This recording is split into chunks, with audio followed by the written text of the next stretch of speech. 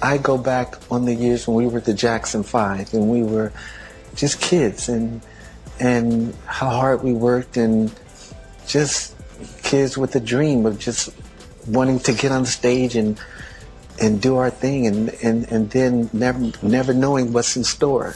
Jermaine wrote about their difficult experiences in his memoir, You Are Not Alone, Michael, Through a Brother's Eyes. He revealed that growing up as Jehovah's Witnesses meant they never celebrated birthdays or Christmas. They didn't receive presents or decorate their home for the holidays, which made them feel different from other kids. He also said they were never allowed to call their father Dad. It was strictly forbidden, and if they did, there were consequences. Joe never hugged his children or told them he loved them, making their home a cold and strict place.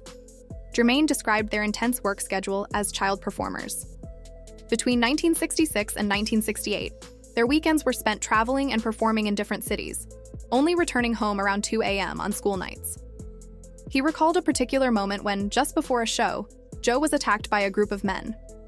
Even though his father was injured and the children were shaken by what had happened, Joe still made them go on stage and perform as if nothing had occurred. To turn them into a successful music group, Joe controlled every aspect of their lives. He limited their free time, making them practice 5 hours a day after school. They weren't even allowed to play outside with other kids. Jermaine made it clear that they never had a real childhood, and that loss affected them deeply as they grew older.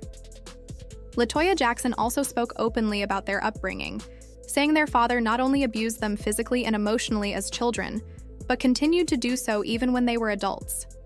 She revealed that Joe once hit Michael, even after Off the Wall and Thriller had made him a global superstar.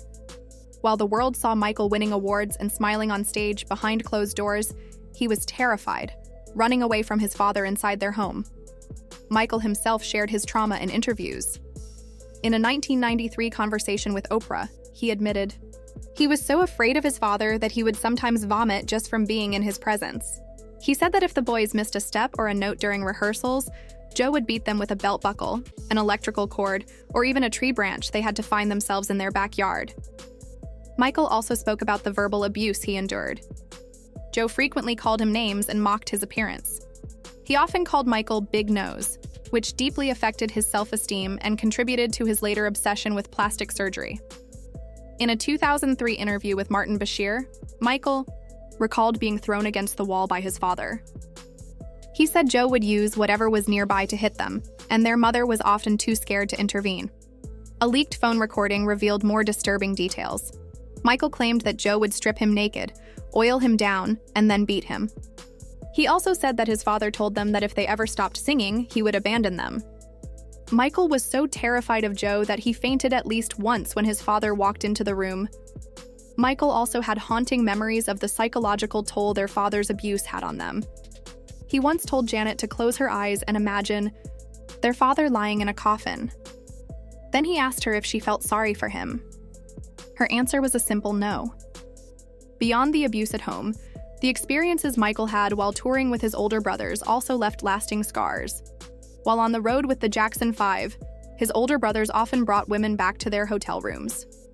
Michael, still a child, had to pretend to be asleep while they engaged in their activities. One woman even recalled hearing Michael say in disgust, "Nice. Now will you please go to sleep?" The Jackson 5 endured immense hardships, and it's clear that they were robbed of their childhood. The trauma followed them into adulthood, shaping their lives in ways that were both visible and hidden.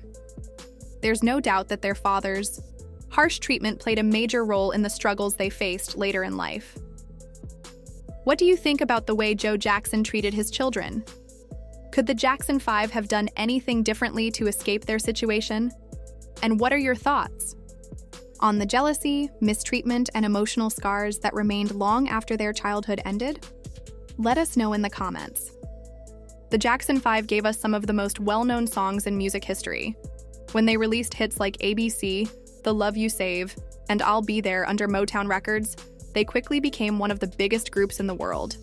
Their first album, which came out at the end of 1969, helped put Motown back on top of the charts. But behind all the fame and success, there were some dark secrets that the family probably wishes had never been exposed. From backstabbing and jealousy to mistreatment by their own father, Joe Jackson, there was a lot going on behind the scenes. Like some of his other family members, Jermaine Jackson has spoken about the challenges they faced, and there's a lot to unpack. The Jackson 5 became incredibly popular at a young age. By 1971, they had reached such a level of fame that they even had their own Saturday morning cartoon, The Jackson 5.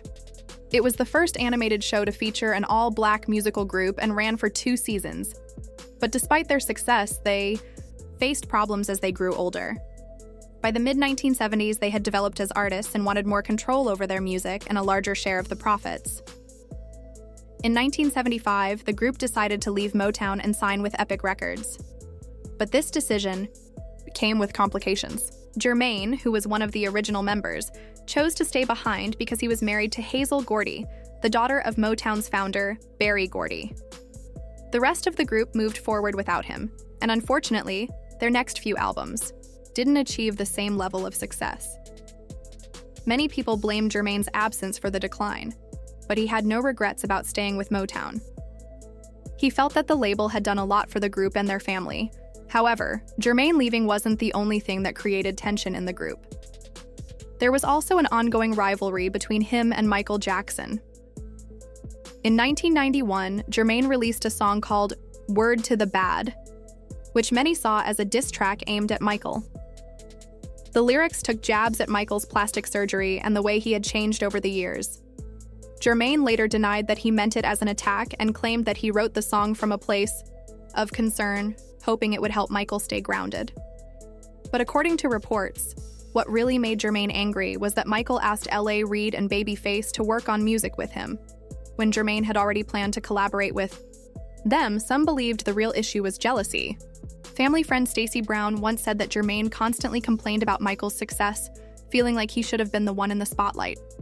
Jermaine reportedly said, "That should have been me," multiple times, something that their sister LaToya Jackson also confirmed. Michael was undeniably the star of the family. From a young age, he had a natural ability to entertain.